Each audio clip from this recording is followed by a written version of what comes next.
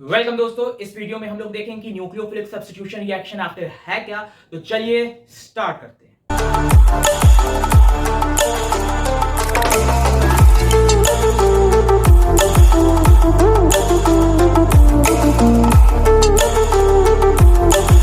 Nucleophilic substitution reaction, तो heading रहेगी हम लोग की न्यूक्लियोफिलिक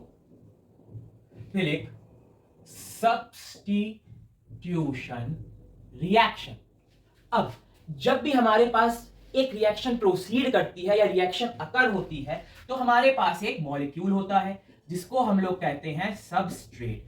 उस सबस्ट्रेट के ऊपर कोई रिएजेंट आके अटैक करता है, तो यहां पे लिख लेते हैं अटैकिंग रिएजेंट। और जब वो हमारे पास अटैकिंग रिएजेंट सबस्ट्रेट पे आके अटैक करता है तो हमारे पास ओल्ड बॉन्ड टूटते हैं, नए बॉन्ड बनते हैं, रिजल्ट करते हैं इन द फॉर्मेशन ऑफ प्रोडक्ट। अब बात ये आती है कि अटैकिंग रिएजेंट क्या है। तो दो तरह के अटैकिंग रिएजेंट है हमारे पास। अटैकिंग रिएजेंट दो तरह के हैं। कौन कौन से? पहला हो गया हमारे पास न्यूक्लियोफाइल, सेकंड है इलेक्ट्रोफाइल। अब जब रिएक्शन प्रोसीड करती है तो रिएक्शन भी बेटा चार तरह की है। तो रिएक्शन हमारे पास कितनी है? चार तरह की है। सबसे पहले है सब्स्टिट्यूशन, फिर है एडिशन, फिर है एलिमिनेशन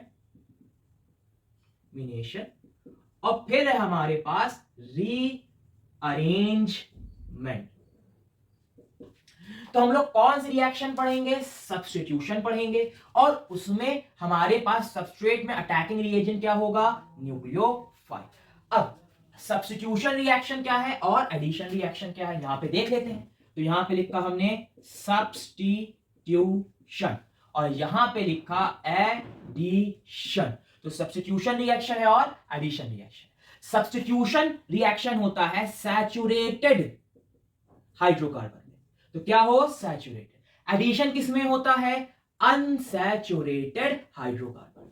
अब सैचुरेटेड या सैचुरेशन पॉइंट क्या होता है कि अगर मान लीजिए ये हमारे पास एक गिलास पानी है, 700 ml इसमें है, तो अब हम बताइए बेटा, एक चम्मच नमक डाला, दो डाला, 3, 4, 5, एक लिमिट आएगी कि 8 या 9 चम्मच के बाद क्या होगा? हमारे पास जो सॉल्ट है वो घुलना बंद हो जाएगा। यानी ये मैक्सिमम जितना ये सॉल्ट अपने अंदर डिसॉल्व कर सकता था उसने डिसॉल्व कर लिया। तो अब ये क्या हो गया? सैचुरेट हो गया। और सोल्यूशन क्या होगा? सैचुरेटेड सोल्यूशन होगा। यानी कि अगर मैं आपको 1 घंटा, 2 घंटा, 3 घंटा या 4 घंटा एंड सो ऑन पढ़ाते जाऊंगा तो एक लिमिट आएगी कि आप वीडियो बंद करके रख देंगे या पढ़ना छोड़ देंगे, क्योंकि अब आपके दिमाग में चीजें घुसना बंद हो जाएंगी। तो अब आप कुछ चीज नहीं समझ पा रहे, यानी कि आपका दिमाग क्या हो गया? सैचुरेट हो गया।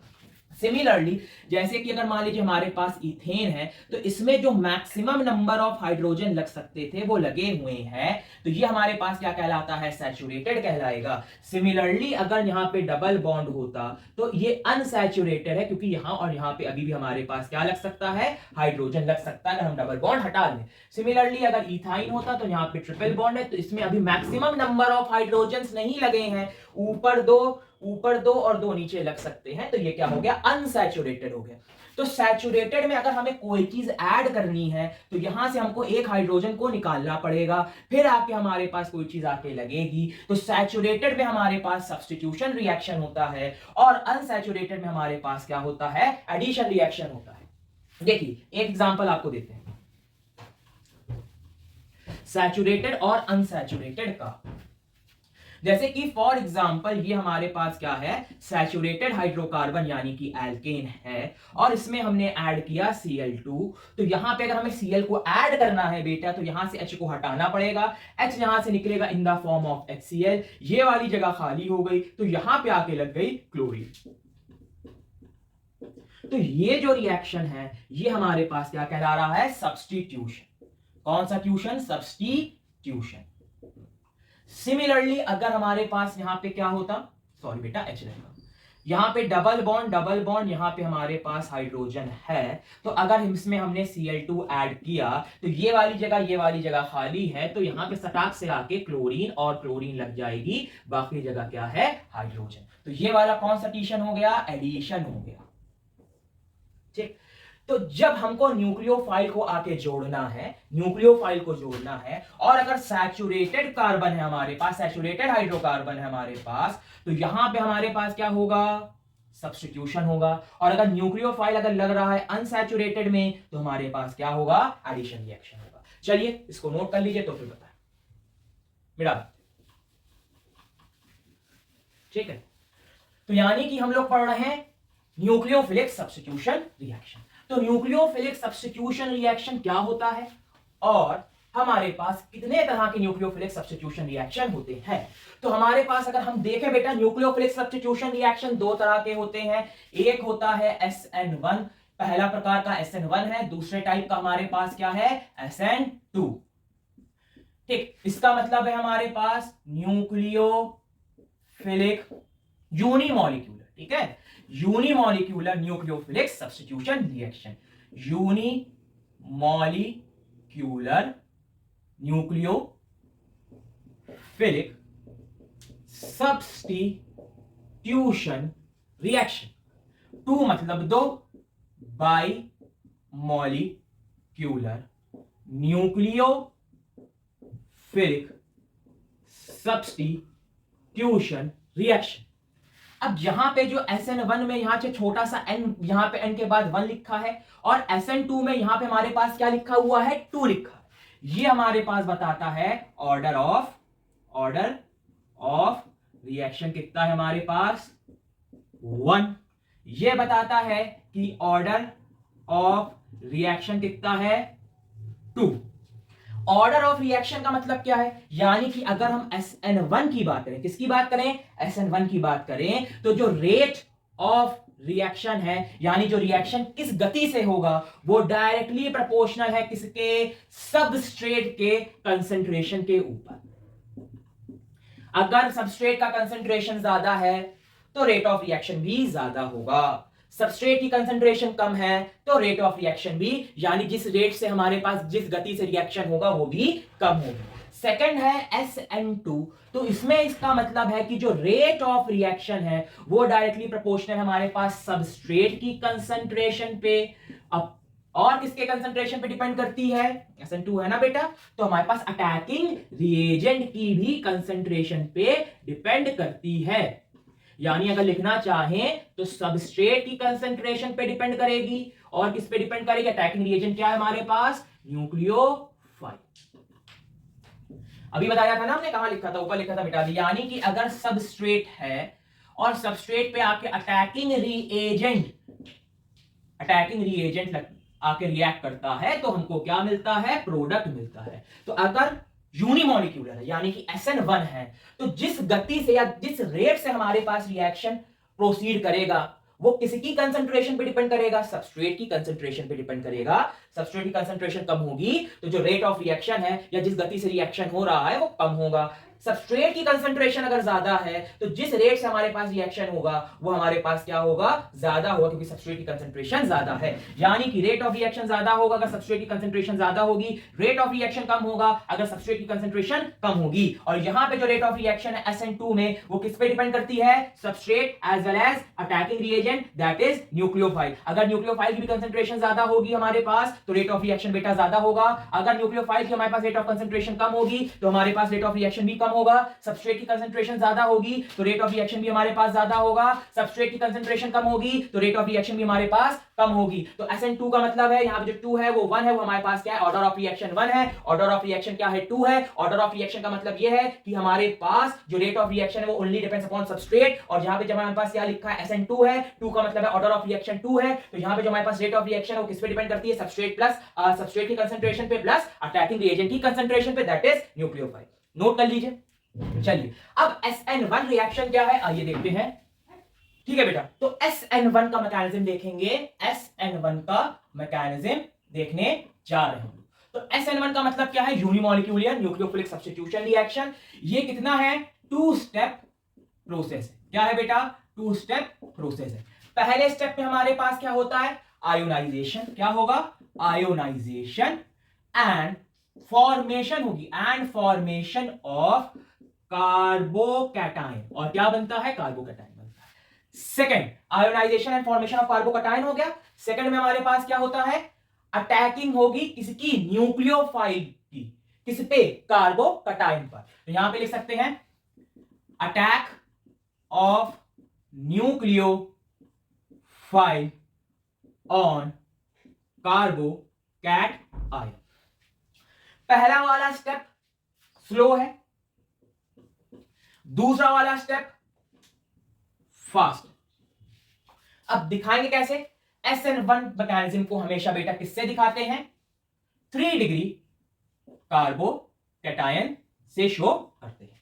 3 डिग्री का मतलब क्या हो गया, ये हमारे पास क्या एक कार्बन है, यहां पे हमारे पास हाइड्रोजन लगता है, 1 डिग्री, 2 डिग्री और 3 डिग्री।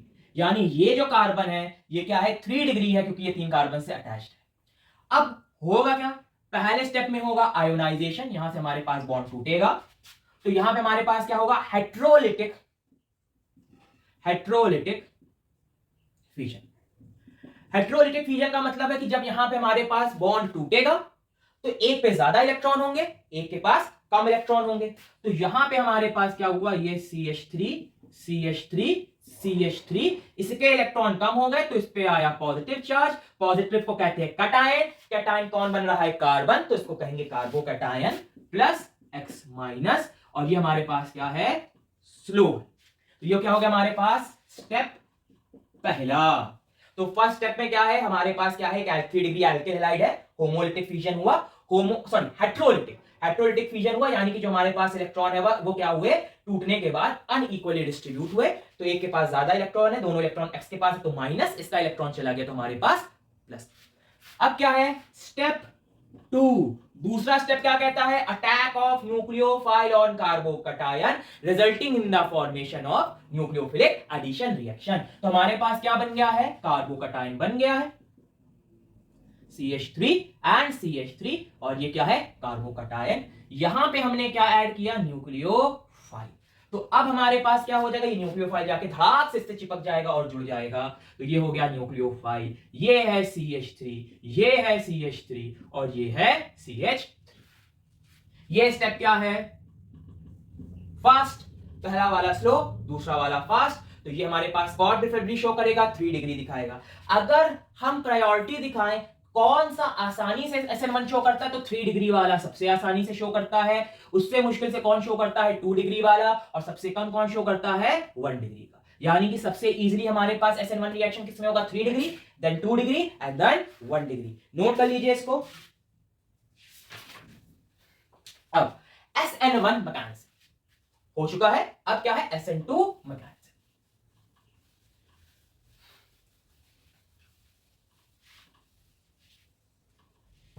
देखिए बेटा,